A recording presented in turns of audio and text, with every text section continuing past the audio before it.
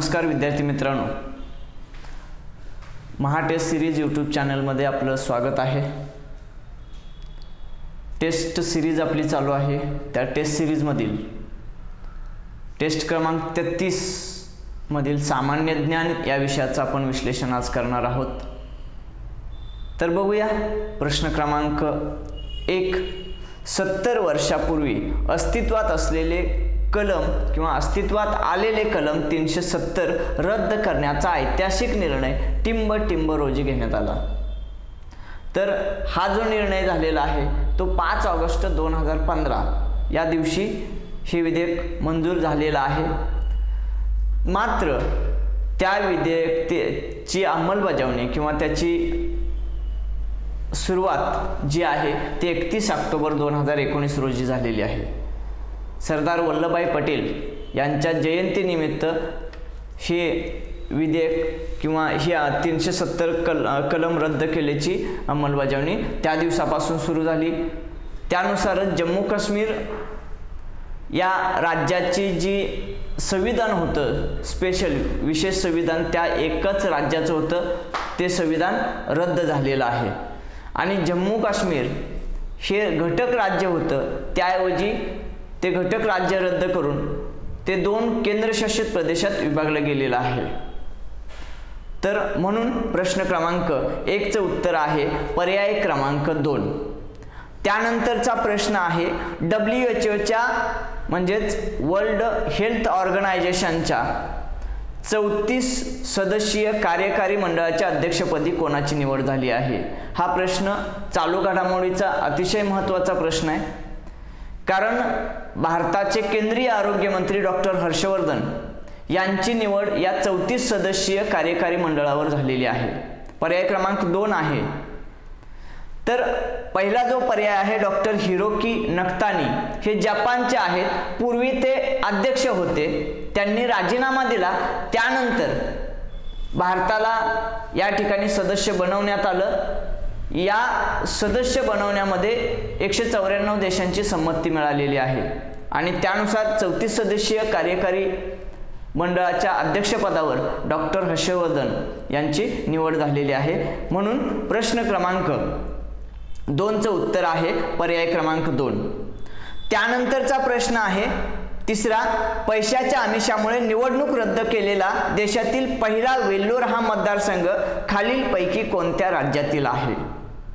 आता नुकत्याच 2019 मध्ये एप्रिल आणि मे 2019 लोकसभेच्या 17व्या लोकसभेच्या निवडणुका झाल्या। त्या लोकसभा निवडणुकीमध्ये 543 मतदारसंघामध्ये निवडणूक घेण्याचं प्रस्तावित होतं। आता लोकसभेचे मतदारसंघ हे आपल्या देशामध्ये 543च आहेत। मात्र 545 कधी होतं की 2 अँग्लो इंडियन हे राष्ट्रपती नियुक्त असतात, म्हणून 545 सदस्य होतात। मात्र 543 मतदारसंघाच्याच निवडणुका होतात, म्हणजे निर्वाचित खासदार लोकसभेमध्ये जातात ते 543। त्यापैकी वेल्लोर मतदारसंघामध्ये आर्थिक हे आमिष किंवा पैशाचे आमिष जास्त प्रमाणात बाहेर आले की ज्यामुळे त्या मतदारसंघातील निवडणूक रद्द करण्यात आली आणि 542 मतदारसंघामध्येच निवडणूक घेण्यात आलेली आहे। नंतर वेल्लोर मतदारसंघाची निवडणूक झाली, तो नंतरचा, पण त्यावेळी मात्र वेल्लोरची झालेली नव्हती। तो मतदारसंघ तामिळनाडू राज्यामध्ये आहे। आता या 17व्या लोकसभेचा विचार केला तर भाजप या एकाच पक्षाला 303 सदस्य निवडून आणण्यात यश मिळालं। लोकसभेमध्ये ज्या पक्षाचं बहुमत असतं तो पक्ष सत्ता स्थापन करतो। आता 543 पैकी किंवा 545 पैकी जर विचार केला तर 272 खासदार ज्या पक्षाचे होतात किंवा एकत्रित आघाडी स्थापन करून 2-3 पक्षांचे सुद्धा स्थापन करू शकतात, तर 272 पेक्षा जास्त खासदारांचं एकत्रीकरण झालं, एक झाले, एका बाजूला झाले, तर मात्र त्यांची सत्ता स्थापन करता येते। मात्र या 17व्या लोकसभेमध्ये एकाच भाजप या पक्षाला 303 खासदार निवडून आणण्यात यश मिळालेलं आहे। यापूर्वी असं कधी घडलं होतं का? तर आजपर्यंतच्या इतिहासामध्ये सर्वात जास्त खासदार एकाच पक्षाचे निवडून आलेले, तो काँग्रेस पक्ष 1985 साली 415 खासदार निवडून आणण्यात राजीव गांधी यांना यश मिळालेलं होतं.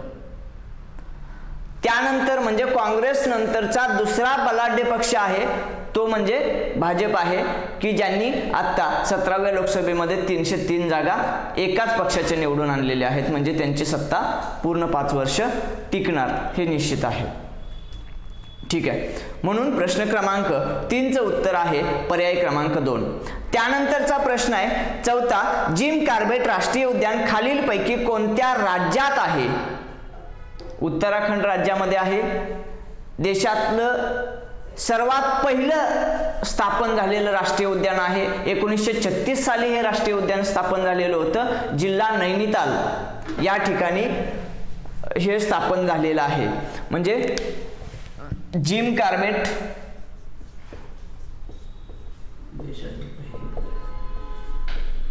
राष्ट्रीय उद्यान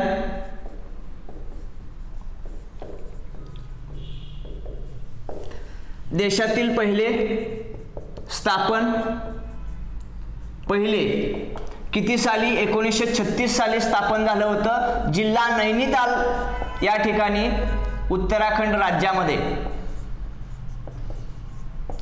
राज्य उत्तराखंड.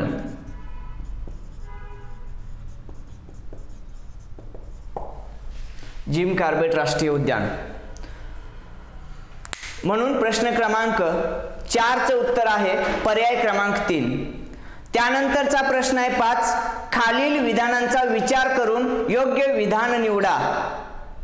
बघा अ ब क 3 विधान दिलेली आहेत. नुकताच कोल्हापुरी चपलांना जीआय टॅग देण्यात आला. जीआय टॅग म्हणजे जिओग्राफिकल इंडिकेशन, म्हणजेच भौगोलिक निर्देशांक. एखाद्या विशिष्ट प्रदेशात वस्तू जी निर्माण होते किंवा फळ निर्माण होतं त्याच प्रदेशातल्या वस्तूला जास्त मान दिला जातो किंवा तशा प्रकारची सेम वस्तू इतर ठिकाणी फारशी मिळत नाही, म्हणून त्याला एखाद्या प्रदेशाचं मानांकन दिलं जातं, त्यालाच जीआय टॅग म्हणतात. हे बरोबर आहे. बरोबर आहे. नुकतंच कोल्हापुरी चपलांना जीआय टॅग मिळालेला आहे. ब विधान बघा, महाराष्ट्र आणि कर्नाटकला संयुक्तपणे टॅग हा देण्यात आलेला आहे. म्हणजे हा कोल्हापुरी चपलांचा टॅग आहे ते महाराष्ट्र आणि कर्नाटक या दोन्ही ठिकाणच्या चपलांना दिलेला आहे. हे बरोबर आहे. याच्यावर वाद झालेला आहे. पण जीआय टॅग देताना दोन्ही राज्यातल्या कोल्हापुरी चपलांना जास्त प्रमाणात कोल्हापूरला महत्त्व दिलं, पण कोल्हापूर लगतच्या असणाऱ्या प्रदेशामध्ये कोल्हापूर चप्पल बांधली जातात, कर्नाटकमध्ये पण बांधली जातात, म्हणून कर्नाटकलाही यामध्ये घेतलेला आहे. महाराष्ट्र आणि कर्नाटक या संयुक्तपणे राज्यांना हा टॅग दिलेला आहे. हे बरोबर आहे. हे विधान जास्त महत्त्वाचं आहे कारण आपलं चुकण्याची शक्यता. क विधान आहे, कपाशी या नावाने सुद्धा कोल्हापुरी चप्पल ओळखली जात आहे. हेही बरोबर आहे. कोल्हापुरी चप्पल कपाशी या नावाने ओळखलं जातं. म्हणजे तिन्हीच्या तिन्ही विधानं बरोबर आहेत. असा असणारा पर्याय एक आहे अ ब क बरोबर. म्हणून प्रश्न क्रमांक 5चं उत्तर आहे पर्याय क्रमांक 1. त्यानंतरचा प्रश्न आहे, सौदी अरेबिया हा देश भारतातील पायाभूत सुविधा आणि खाण व पेट्रोकेमिकल्स या क्षेत्रामध्ये टिंब डॉलर्सची गुंतवणूक करणार आहे. तर भारतामध्ये सौदी अरेबिया 100 अब्ज डॉलरची गुंतवणूक करणार आहे. पर्याय क्रमांक 1. प्रश्न क्रमांक 6चं उत्तर आहे पर्याय क्रमांक 1. त्यानंतरचा प्रश्न आहे, दिनांक 7 मे 2020 रोजी टिंब येथील LG पॉलिमर कंपनीतून रासायनिक वायू गळती झाल्याची घटना घडली. आता रासायनिक वायू गळती यापूर्वी सर्वात मोठी जी दुर्घटना झाली होती ती भोपाळ दुर्घटना 1984 साली झाली होती.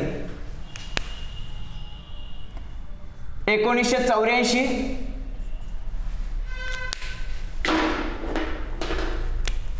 भोपाळ दुर्घटना झाली होती.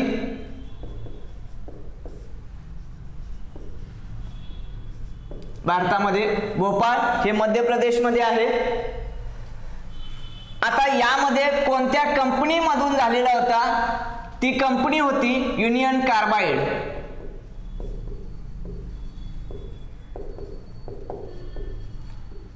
आणि यामध्ये जी वायू गळती झाली होती तो वायू आहे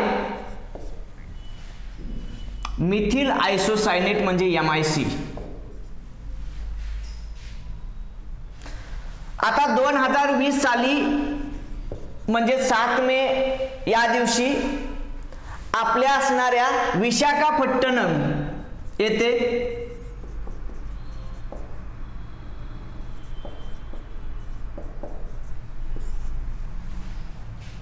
येथील LG पॉलिमर कंपनीतून LG कंपनीमधून ही वायू गळती झालेली आहे. तो जो वायू आहे तो कोणत्या प्रकारचा आहे तर स्टायरीन आहे. स्टायरीन सर्वसाधारण याच्यामुळं 3 किलोमीटर परिसरामध्ये हे जाणवलेलं होतं. 11 पेक्षा जास्त व्यक्तींचा मृत्यू झालेला आहे. मात्र इथं जास्त प्रमाणात हा जवळपास 15 किलोमीटर क्षेत्रामध्ये हा बाधित झालेला होता. 15 किलोमीटरचा प्रदेश जवळपास हा जास्त प्रमाणात बाधित झालेला होता आणि त्या पलीकडं 25 किलोमीटर पर्यंत हे जास्त प्रमाणात नंतरच्या जनरेशनमध्ये ते अजूनही दिसत आहेत. बघा प्रश्न क्रमांक 7 मे 2020 रोजी गोपालपट्टणम म्हणजेच इथं असणारे विशाखापट्टणम मधला एक पार्ट आहे त्याच्या जवळचाच गोपालपट्टणम येथील LG पॉलिमर कंपनीतून रासायनिक वायू गळती झाल्याची घटना घडलेली आहे. LG polymer company styrene Visakhapatnam हे लक्षात ठेवा. त्याच्याबरोबरच त्याच्यात मधले असणारे गोपालपट्टणम कंसात लिहून टाकतो. गोपालपट्टणम या ठिकाणी LG पॉलिमर कंपनी. अजून एक महत्वाची गोष्ट, ही जी कंपनी आहे LG पॉलिमर ती दक्षिण कोरियाची कंपनी आहे. ठीक आहे. म्हणून प्रश्न क्रमांक 7 चं उत्तर आहे पर्याय क्रमांक 1 गोपालपट्टणम विशाखापट्टणम. त्यानंतरचा प्रश्न आहे 8 ONGC ची स्थापना केव्हा करण्यात आली होती. ONGC म्हणजे काय oil and natural gas corporation. याची स्थापना 14 ऑगस्ट 1956 या दिवशी झालेली आहे. म्हणजे पर्याय क्रमांक 2. आता ONGC ही कंपनी महारत्न दर्जाची कंपनी आहे आणि अशा असणाऱ्या महारत्न दर्जाच्या कंपन्या भारतामधील 10 कंपन्या आहेत. बघूया म्हणजे ONGC बघतोय तर ONGC बरोबर अजून 9 कंपन्या म्हणजे ONGC सहित 10 कंपन्या महारत्न दर्जाच्या आहेत. त्या कशा लक्षात ठेवायच्या बघू. महारत्न कंपन्या, महारत्न दर्जाच्या असणाऱ्या कंपन्या ह्या किती आहेत 10. 1 2 3 4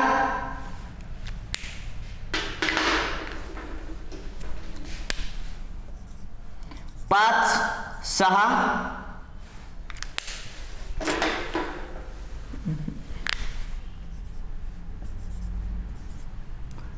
7 8 9 आणि 10. कोणत्या बघा ONGC IOC NTPC C शेवटी असणाऱ्या या 3 झाल्या. आता बघा bell GAIL SAIL Coal, bell GAIL SAIL Coal बघा L असणाऱ्या. HPCL BPCL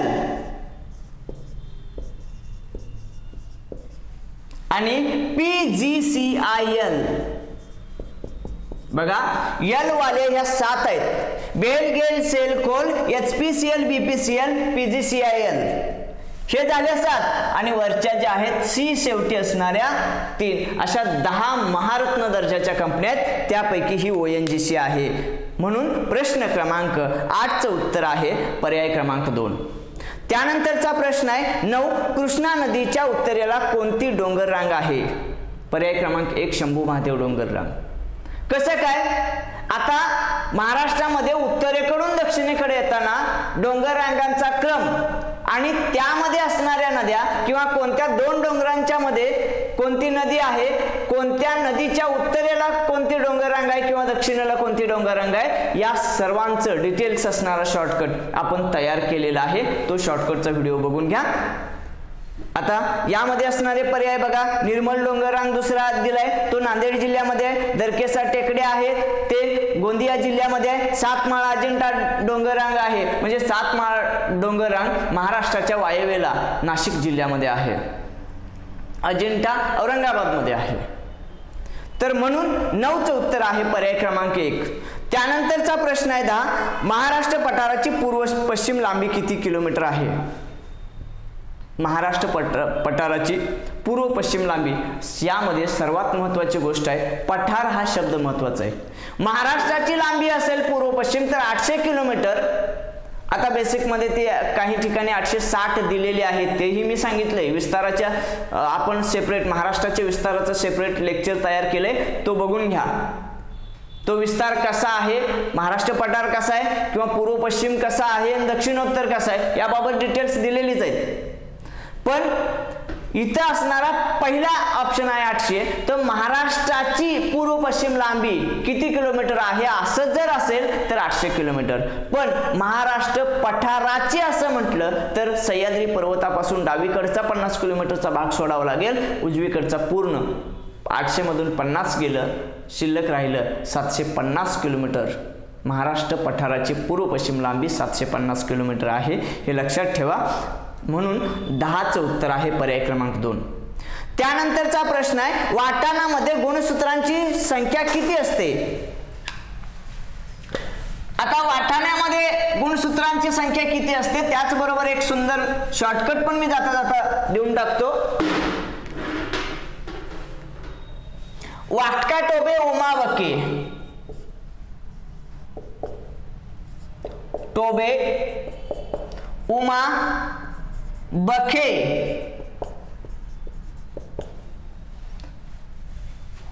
त्यानंतर गुणसूत्रांची त्यामध्ये असणारी संख्या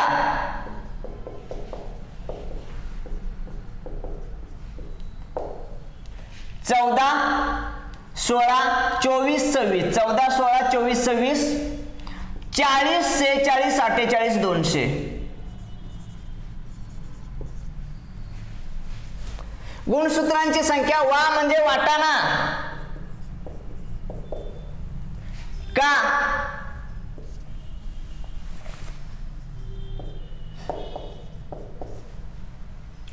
तो, बे,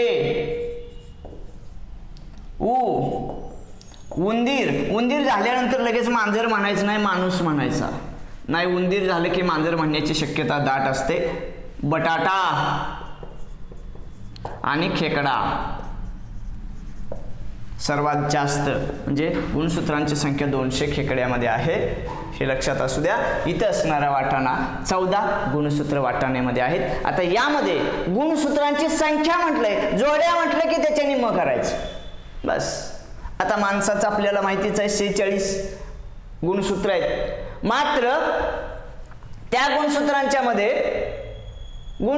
जोड्या विचारले की 46च्या निम्म 23 करायचं.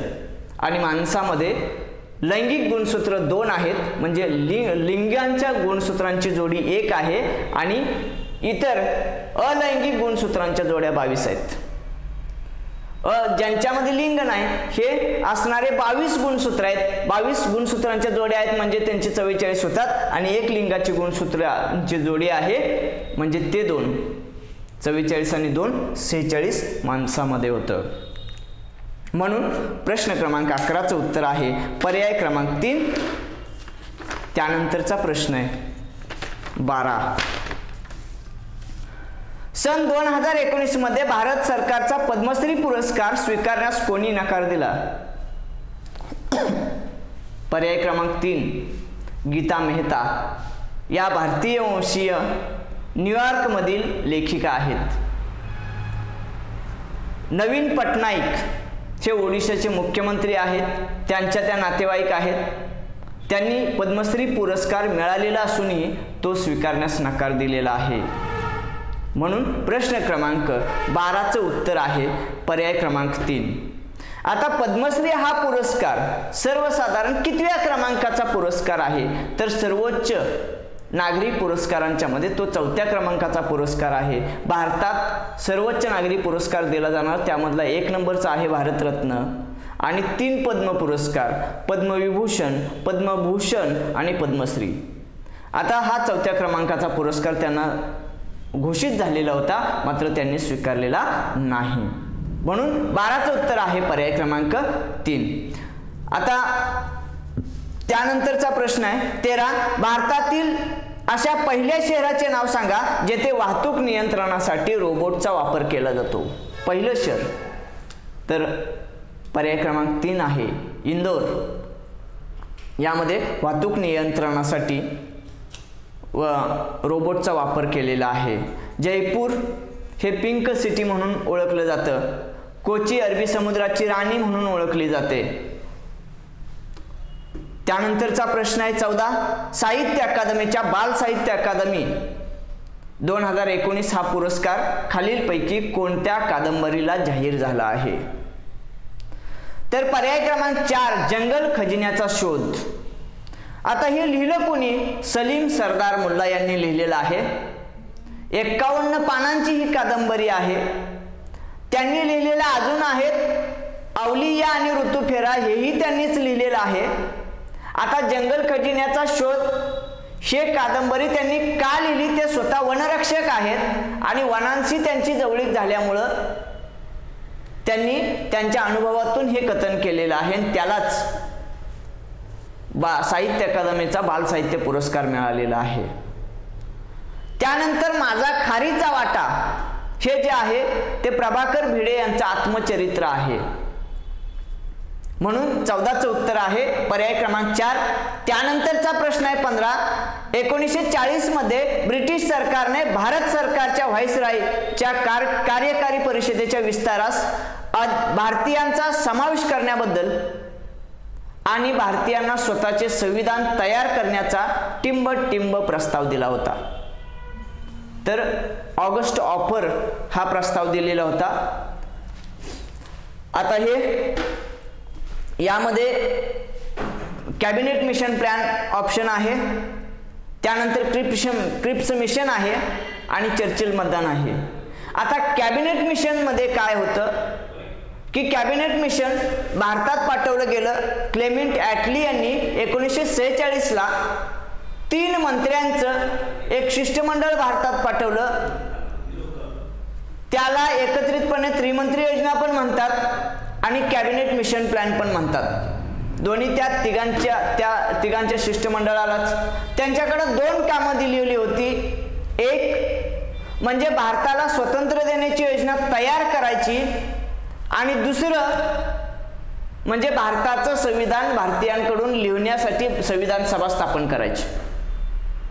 आता ही 2 कामं त्यांनी करण्यासाठी भारतात आले आणि त्यांनी जी योजना तयार केली भारतीय स्वातंत्र्याची, त्यामध्ये पाकिस्तानचा समावेश नव्हता. पाकिस्तान हे स्वतंत्र राष्ट्राचा समावेश नव्हता. त्यामुळं मुस्लिम लीगनं ती योजना फेटाळली आणि त्यानंतर भारताला स्वतंत्र देण्यासाठी लॉर्ड माउंटबॅटन यांना पाठवण्यात आलं आणि लॉर्ड माउंटबॅटन यांनी जी योजना तयार केली भारतीय स्वातंत्र्याची, ती योजना मंजूर करण्यात आली. मुस्लिम लीगनं आणि राष्ट्रीय काँग्रेसनं ती स्वीकारली. आता कॅबिनेट मिशनकडे दुसरं काम होतं, संविधान सभा निर्माण करायचं आणि ते संविधान सभा या कॅबिनेट मिशन योजनेप्रमाणेच निर्माण केलेली आहे. म्हणजेच भारताला स्वातंत्र्य देण्याची योजना ही लॉर्ड माउंटबॅटन योजना आहे. म्हणजे भारताला स्वातंत्र्य देणारी योजना किंवा भारताला स्वातंत्र्य कोणत्या योजनेप्रमाणे दिलं गेलं तर लॉर्ड माउंटबॅटन योजनेप्रमाणे. आणि भारताचं संविधान कोणत्या योजनेप्रमाणे लिहिलं असं जर प्रश्न असेल तर कॅबिनेट मिशन प्लॅन प्रमाणे किंवा त्रिमंत्री योजनेप्रमाणे. अजून एक महत्वाची गोष्ट, कॅबिनेट मिशन प्लॅन मध्ये जे 3 मंत्री होते त्रिमंत्री, ती कोण कोण होते?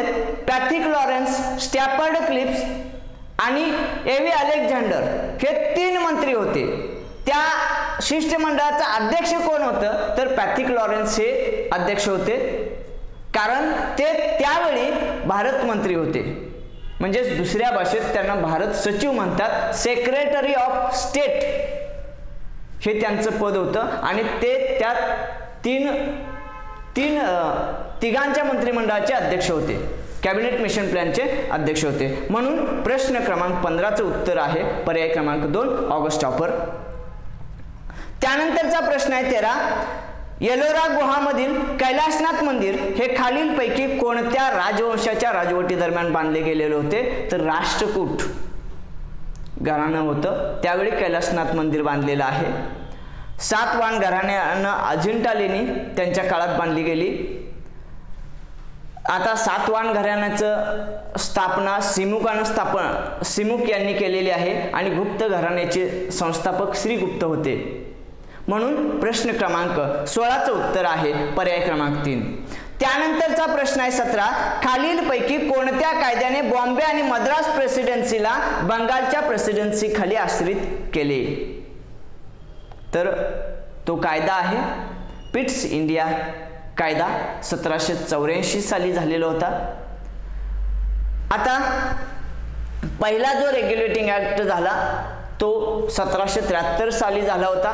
त्यानंतर प्रत्येक 20 वर्षानं म्हणजे 1793ला, 1813ला, 1833ला, 1853ला त्या रेग्युलेटिंग ऍक्टमध्ये थोडे थोडे बदल करत नेले. म्हणजे प्रत्येक 20 वर्षांमध्ये 20 वर्षानंतर त्या रेग्युलेटिंग ऍक्टमध्ये थोडाफार बदल केला, त्याला चार्टर ऍक्ट म्हणतात. त्यानंतर मोर्ले मिंटो कायदा झाला तो 1909 साली झाला आणि रौलट कायदा झाला तो 1919 साली झालेला आहे. म्हणून प्रश्न क्रमांक 17चं उत्तर आहे पर्याय क्रमांक 1. त्यानंतरचा प्रश्न आहे 18. भारताला अहमदाबाद मुंबई बुलेट ट्रेन लिंकच्या बांधकामासाठी आर्थिक पुरवठा करण्यासाठी 0.1% व्याजदराने कर्जाची सुविधा देणारा कोणता देश आहे? तर जपान या देशानं आपल्याला अतिशय कमी म्हणजे अल्प व्याजदरानं कर्ज दिलेलं आहे. पर्याय क्रमांक 2. त्यानंतरचा प्रश्न 19. ऑगस्ट 2017 मध्ये भारत, भूतान, चीन यांच्या सीमेलगतच्या टिंब या ठिकाणी चीनने रस्ते बांधणी सुरू केली होती, जेणेकरून भारत व चीन यांच्यात लष्करी तणाव निर्माण झाला. तर तो जो भाग आहे तर डोकलाममुळेच हा वाद निर्माण झालेला होता. आता डोकलाम हा भाग कुणाचा आहे? तर भूतानचा आहे. मात्र भूतानच्या रक्षणाची जबाबदारी भारतावर असल्यामुळं भारत आणि चीनमध्ये हेचा वाद निर्माण झालेला होता. म्हणून 19चं उत्तर आहे पर्याय क्रमांक 3. त्यानंतरचा प्रश्न आहे लहान पाणलोट क्षेत्राचे मुख्य वैशिष्ट्य काय आहे? तर पाटाच्या प्रवाहावर प्रबळ ठरणारा मूळ प्रवाह हा लहान पाणलोट क्षेत्राचे मुख्य वैशिष्ट्य आहे. 20चं उत्तर आहे पर्याय क्रमांक 4. त्यानंतरचा प्रश्न आहे 21. अनुच्छेद 21A नुसार टिंब वर्षाच्या वयोगटातील सर्व मुलांना यथायोग्य शिक्षण मिळेल व असे शिक्षण राज्य सरकारे कायद्यानुसार निर्धारित करतील. आता यामध्ये किती वयोगटातली मुलांच्यासाठी आहे? तर 6 ते 14 वयोगटातल्या मुलांच्यासाठी हे केलेलं आहे. पर्याय क्रमांक 2. आता मूलभूत हक्क जे आहेत ते कशामध्ये आहेत बघायचं आपण. मूलभूत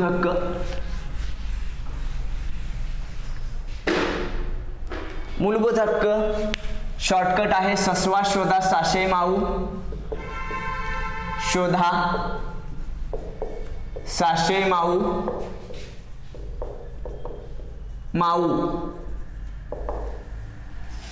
हा शॉर्टकट आहे. आणि कोणकोणत्या कलमात कोणते मूलभूत हक्क आहेत ते आपण बघणार आहे. शॉर्टकट मूलभूत हक्क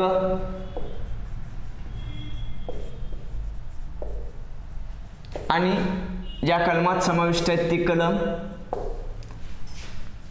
स स्वा शो धा साशे मा आणि उ. यामध्ये असणारा स म्हणजे समतेचा म्हणजे समानतेचा अधिकार, समतेचा हक्क. स्वा म्हणजे स्वातंत्र्याचा हक्क, शोषणाविरुद्धचा हक्क,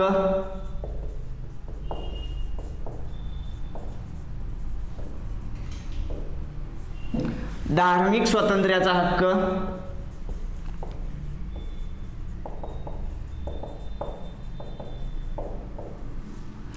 सांस्कृतिक व शैक्षणिक हक्क,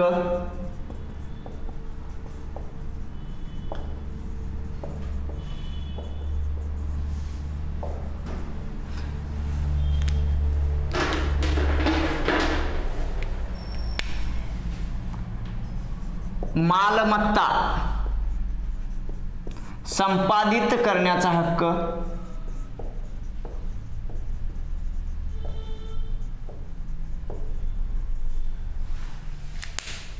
उ म्हणजे घटनात्मक उपाययोजनेचा हक्क,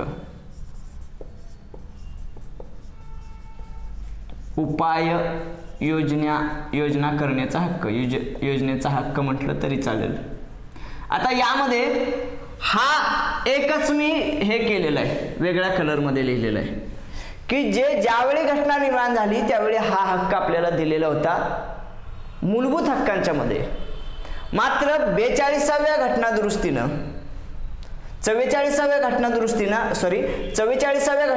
हा हक्क रद्द केला आणि तो कायदेशीर हक्क देण्यात आलेला आहे.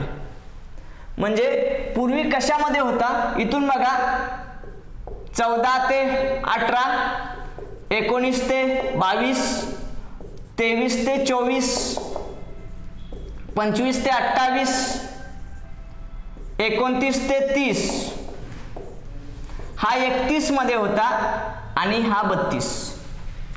हे मूलभूत हक्क आहेत. मात्र हा आता रद्द केलाय आणि कलम 300 क किंवा 300 ए मध्ये हा कायदेशीर हक्क दिलेला आहे.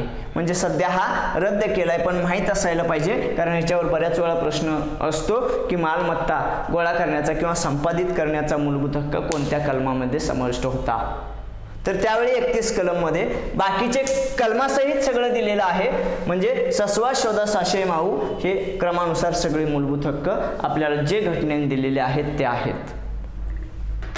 म्हणून प्रश्न क्रमांक 21चं उत्तर आहे पर्याय क्रमांक 2, 6 ते 14 वर्ष. आता या 21 मध्येच म्हणजे इथं जे स्वातंत्र्याच्या हक्कामध्ये आहे त्यामधल्या 21A मध्ये सर्व मुलांना यथायोग्य शिक्षण मिळेल 6 ते 14 वयोगटातील याची तरतूद करण्यात आलेली आहे. त्यानंतरचा प्रश्न आहे 22. टिंब यांची अंमलबजावणी करण्यासाठी कायदा करण्याची आवश्यकता असते. पर्याय आहे भारत सरकार कायदा 1935, दुसरा पर्याय मार्गदर्शक तत्वे, तिसरा आहे मूलभूत हक्क, चौथा आहे मूलभूत कर्तव्य. मूलभूत हक्कांची अंमलबजावणी करण्यासाठी कायदा करण्याची गरज नाही, ते आपोआप अंमलबजावणीत येतातच. मात्र मार्गदर्शक तत्वांची अंमलबजावणी करायची असेल तर त्यासाठी योजनांचा कायदा करावा लागतो आणि कायदा केल्याशिवाय त्याची अंमलबजावणी करता येत नाही. असं का? त्यांची मूलभूत हक्क जर आम्हाला मिळाले नाहीत त्याविरुद्ध आम्हाला दाद मागता येते उच्च न्यायालय आणि सर्वोच्च न्यायालयामध्ये. मात्र मार्गदर्शक तत्वांची अंमलबजावणी झाली नाही तरी शासनाविरुद्ध आम्ही दाद मागू शकत नाही. म्हणजे मार्गदर्शक तत्वे ही न्यायप्रविष्ट नाहीत.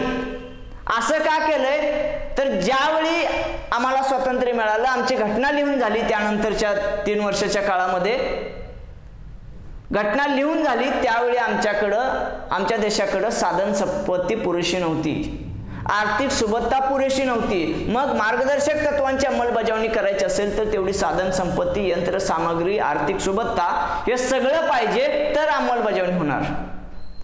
मग तेवढं आपल्याकडे नाही, मग अंमलबजावणी शासनानं करायची कशी? जसं सुबत्ता उपलब्ध होईल तसं त्या मार्गदर्शक तत्वांचा आदर्श ठेवून त्याच्याशी संबंधित कायदे करायचे आणि अंमलबजावणी करायची.